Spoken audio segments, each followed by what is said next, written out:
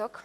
Azért vagyok ma itt, hogy a jövőről beszéljek nektek, és ha azt mondom, hogy jövő, akkor azt gondolom, hogy sokunk fején olyan képek futnak át, mint egy birodalmi lépegető a Millennium Falcon, vagy egy háztartási robotgép, Törökország az Európai Unióban, Magyarország a G8-akban, Sobert Norbi 120 kilósan. Szóval, hogy meg annyi kép, de én ezért egy másfajta jövőről szeretnék beszélni, egy sokkal közvetlenebbről, egy sokkal kézzelfoghatóbbról és némiképp valóságosabbról is. A gyerekekről. Nem tudom, hogy a jelenlévők között kinek van gyereke, kérem, hogy tegye fel a kezét az, akinek van gyereke. És az is, aki szeretne gyereket, és az is, aki úgy tervezi, hogy eléldegélne egy 62-65 évig, és mondjuk letesztelni az állami nyugdíjrendszer teherbíró képességét. Jó. Hát úgy látom, hogy megvan az erős kétharmad, és azok, akik nem tették fel a kezüket, ők sem dőlhetnek hátra a kívülállók hűvös nyugalmával, mert hogy igazából mindannyiunk közös sorsa múlik azon, hogy mi lesz a gyerekekkel, vagy hogy mi van a gyerekekkel, és hogy mi felnőttek, hogy vagyunk a gyerekekkel. Én 36 évvel ezelőtt lettem gyerek, akkor születtem egy teljesen átlagos vidéki családba, másodikként, egy olyan átlagos vidéki családba, ahol minden kislány nagyon tisztelettudó, engedelmes és jótanuló, a kisfiúkat meg hát időről időre meg kell vernie az apáknak ahhoz, hogy ők rendes felnőtt ember legyenek. 11 évvel ezelőtt, amikor kiderült, hogy anya leszek, akkor 3 dolgot határoztam el magamban. Az első, hogy soha nem fogom megütni a gyerekemet. A második, hogy nem engedem, hogy az engedelmesség és a tisztelet hamis álcája mögé bújva megnehezítsék neki azt, hogy azzá váljon, ami ő igazából, és hogy ne kelljen ostoba szabályokat követnie, mert tudtam, hogy a saját életem egyik legfelszabadítóbb mondata az volt, amikor valaki azt mondta nekem, hogy Szilvi, te nem vagy jó kislány. A harmadik, amit elhatároztam, az pedig az volt, hogy szeretném megélni a jövőt, szeretném látni a gyerekemet fölnőni, szeretném tudni, hogy mi az a világ az, ami majd őt be fogja fogadni, és ahol ő majd aktív lesz. És amikor ide jutottam, akkor hihetetlen szorongások és aggodalmak és félelmek törtek rám, mert hogy nem tudom, hogy mi lesz az a jövő, ami rávár. De nem csak mi nem tudjuk, hanem a gyerekek sem tudják, és a gyerekek is tele vannak aggodalommal. 2008-ban, amikor az NSPCC, az egyik legnagyobb gyerekekkel foglalkozó angol civil szervezet végzett egy felmérést 150 000 gyerek részvételével arról, hogy ők hogy vannak, mit gondolnak a jövőről, akkor azt tapasztalták, hogy a gyerekek 46%-a aggódott a jövő miatt. Amikor kijött ez az eredmény, akkor azonnal elkezdték kongatni a vészharangokat a kutatók, és azt mondták, hogy erre nagyon oda kell figyelni, hogy minden második gyerek aggódik a jövő miatt, és nem csak azért, mert ez egy nagyon nagy szám, hanem azért is, mert egy évvel korábban, 2007-ben ez még csak 30% volt, szignifikánsan nő a gyerekekben a szorongás a jövő miatt. Mindig is tudtuk, hogy a gyerekekben nagyon komoly félelmek vannak. Mióta erre vannak vizsgálatok, azóta még adatokkal is le tudjuk támasztani, hogy a gyerekek félnek és aggódnak attól, hogy elveszítik a családjukat, hogy mi lesz a barátaikkal, hogy nem lesz ház, ahol lakjanak, hogy a szüleik elveszítik a pénzüket, és emiatt ők kiszolgáltatott helyzetbe kerülnek. Ezekről tudtunk, de arról, hogy a gyerekekben nagyon élő és nagyon éles félelem van a jövővel kapcsolatban, ez egy teljesen új jelenség számunkra. 2011-ben szintén Angliában végeztek egy kutatást 6 és 14 év közötti gyerekekről a jövőről, és a következő eredményre jutottak. A gyerekek 57%-a azt gondolta, hogy a Föld az nem lesz egy jó hely, mire ő fölnő. A gyerekek 34%-a egyenesen azt gondolta, hogy nem lesz Föld nevű bolygó, mire ő elérni a felnőttkort, és a gyerekek 10-12%-a gondolta azt, hogy a természeti katasztrófák és az állatfajok kihalása miatt neki egész egyszerűen nem lesz jó az élet a jövőben. A gyerekek tehát aggódnak és szorongásokkal terheltek, és magunk között szólván minden okuk és minden joguk megvan arra, hogy tele legyenek aggodalommal, hiszen egy olyan világot hagyjuk számukra örökül, kezdve a globális felmelegedéstől a környezetvédelmen át, mondjuk az előregedő társadalmak problémájait, amit mi magunk nem tudtunk megoldani.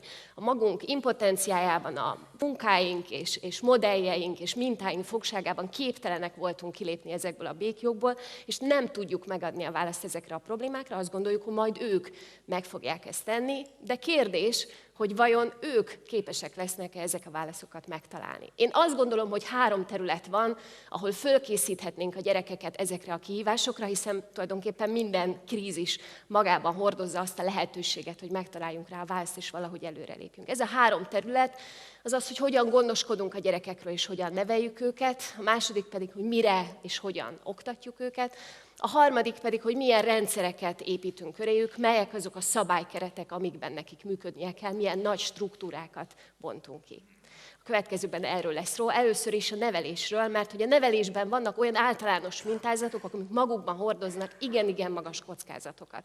Az első ilyen mintázat az az, hogy Magyarországon a szülők több mint 2/3 veri a gyerekét. Teszi ezt úgy, hogy 2005. január 1-e óta törvény tiltja a gyerekverést Magyarországon, és tudjuk, hogy nem csak a gyereket verő szülők azok, akik alkalmazzák ezeket a testi fenyítéseket, hanem bizony a mindennapi kommunikációban, a felnőttek között lévő kommunikációban is nagyon erősen jelen van az erőszak. Miért baj az, hogyha a felnőtt megveri a gyerekét? Hát egyrészt azért baj, mert hogy van egy nagyon komoly üzenet a jogszabályokban, amik egy értéket hordoznak, és azt mondják, hogy ne tedd, másrészt pedig ott van a valóság, ami azt mondja, hogy nem tudok másképpen cselekedni, van egy minta, amit hozok magammal, van egy rögzültség, ezt kell tennem, nem tudok ebből kilépni.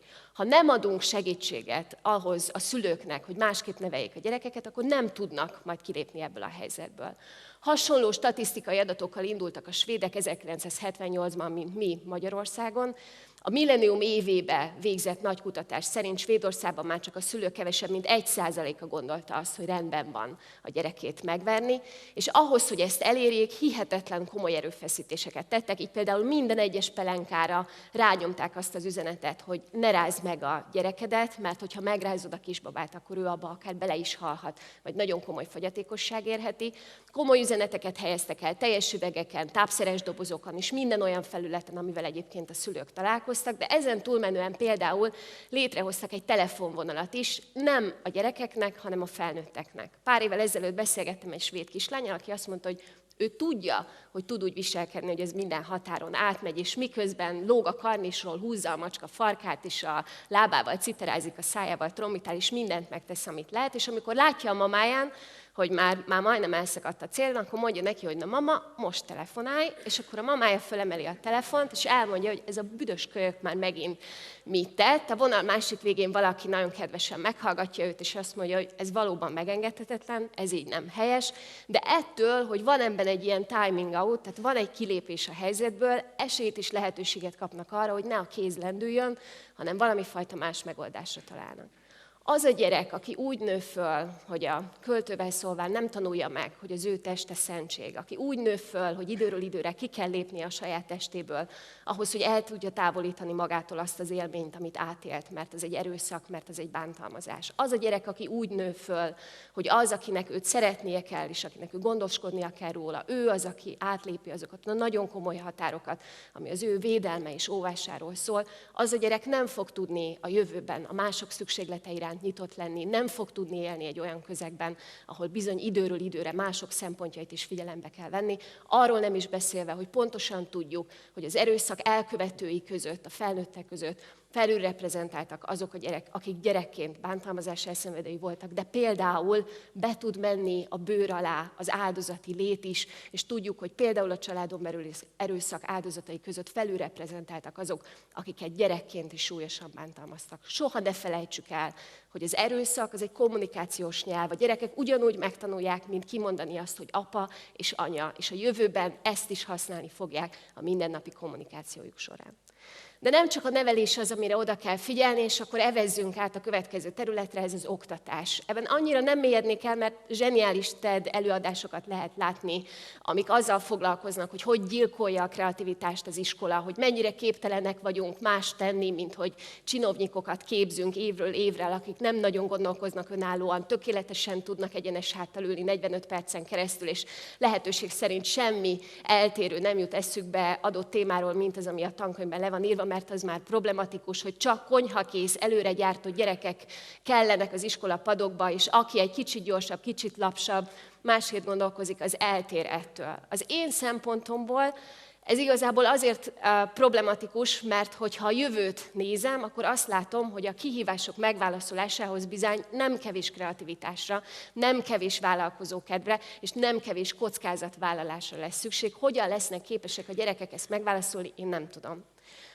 Amikor a kislányom óvodás volt, akkor ők minden pénteken kirándultak, hóban, szélben, esőben, mindenhogy, és amikor visszajöttek, akkor időről időre, amikor megláttam őt ott az óvoda udvarán, akkor elgondolkodtam, hogy talán inkább a csomagtartóba kéne beülnie, és nem az autóba, mert hogy rettenetes állapotban volt, mint egy ilyen varacskos disznó, mindenhonnan csöpögött a sár, és különböző relikviákat hordozott magából az erdőbe, a nem tudom, rókagomba kucsmájától kezdve a korhadt fatörzsig, de hogy az is átfutott a fejemen, hogy fog majd ő kellő bátorsággal a jövő elé lépni, hogyha nem engedjük meg neki, hogy beletiporjon a sárba, hogy fölmásszon, hogy leessen, hogy alábújjon, hogy megnézze, hogy mögé jusson, hogy eltörhesse, hogy saját magát, a teste minden egyes porcikáját felhasználva ismerje meg a körülötte álló világot. Tehát ez nagyon-nagyon fontos lenne, és csak még egy gondolat ehhez, hogyha elképzelitek azt, hogy mitől volt nektek kevésbé jó az iskolapadban, biztosak lehetek abból, hogy a ti gyerekeitek, meg a ti eljövendő gyerekeitek is ugyanezekkel a problémákkal fognak szembesülni, hogyha nem változtatunk azon a fajta gondolkozáson és megközelítésen, ami most az oktatási rendszerünket jellemzi.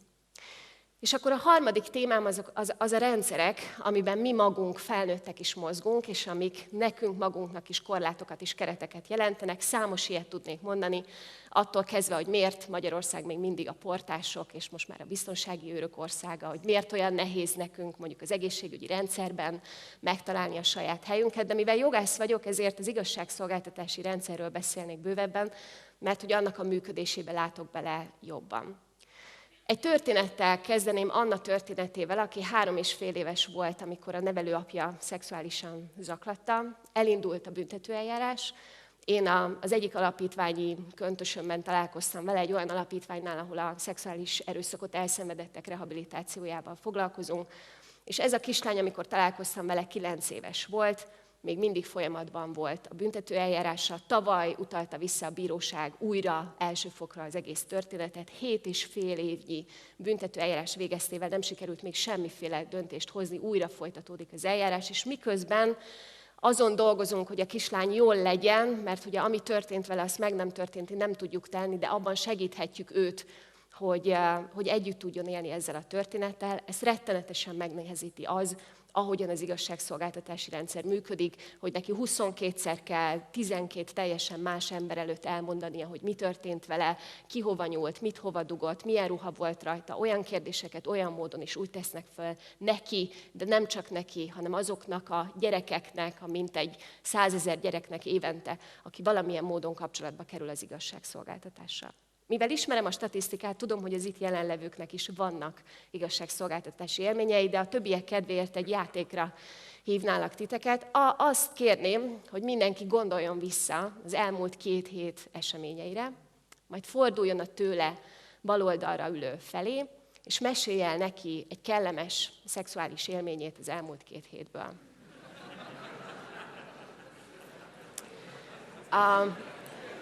Jó. Majd a szünetben én is meghallgatom, de most igazából azért arról szólt ez a gyakorlat, hogy azon túl, hogy ugye az embernek az első blikje az, hogy ez a csaj ott a piros pötty közepén valószínűleg nem 100-as, az, hogy azért átfut az emberben az az érzés, az a pici szorongás, hogy hoppá, hogy nem is egy kellemetlen élményről, hanem egy kellemes élményről, hogyha szerencséd van és ismered a melletted ülőt, akkor nem is egy vadidegennek, egy nagyon szép színházteremben, és nem egy 2x3 méteres rendőrségi meghallgató szobában kell elmondani azt, amit történt. Képzeljétek el, hogy mi van akkor, hogyha egy gyerekbántalmazásról kell beszélni. Ugye gyerekbántalmazások, például a szexuális visszaélések 95%-át családtag, barát, hozzátartozó, a gyerek számára ismert ember követi el. A gyerekbántalmazások, több ezer ügy van ilyen évente, amiben gyerekek érintettek, és amiben nagyon-nagyon komolyan tudnak sérülni az eljárások folyamán, hogy nem figyelnek oda rájuk, hogy nem veszik figyelembe az ő szükségleteiket, hogy nem reagálnak rájuk. arról szerettem volna beszélni a nekem rendelt 16 percben, hogy a gyerekekkel való kapcsolatunkat alapvetően át kell alakítani, és ebből a viszonyulásból, amiben a felnőttek szükséglete és elvárásai dominálnak, és amiben a gyerekek egy alárendelt szerepet játszanak, ezt meg kell változtatni, és egy újfajta partnerséget kell létrehozni annak érdekében, hogy a jövő mindannyiunk számára vállalható és élhető legyen, de nem csak emiatt. A kislányom olyan 1,5 éves lehetett, amikor legeltettük őt a játszótéren, és ő ott volt a lábamnál, és időről időre meghúzigálta a nadrágomat, és ugye, mint minden rendes szülő, nem nagyon foglalkoztam vele. De annyira kitartó volt, hogy egy idő után kénytelen voltam lehajolni hozzám, mert hogy folyamatosan azt mondta, hogy nézzek arra, de amíg ott fönt voltam és beszélgettem, nem láttam semmit. És amikor lehajoltam hozzá, és oda néztem oldalra, akkor életem egyik leggyönyörűbb pillangóját láttam, fogalmam sincs, hogy került oda, de elképesztően szép volt. És azt hiszem, akkor értettem meg azt, hogy a gyerekekkel foglalkozni, meg velük törődni, az igazából nem is csak miattuk fontos, hanem leginkább saját magunk miatt, hogy mi magunk is részesülhessünk azokból a csodákból, amiket nekik megengedünk, és utána magunkra vonatkoztathatjuk. Én nagyon szépen köszönöm, és ennyit szerettem volna mondani.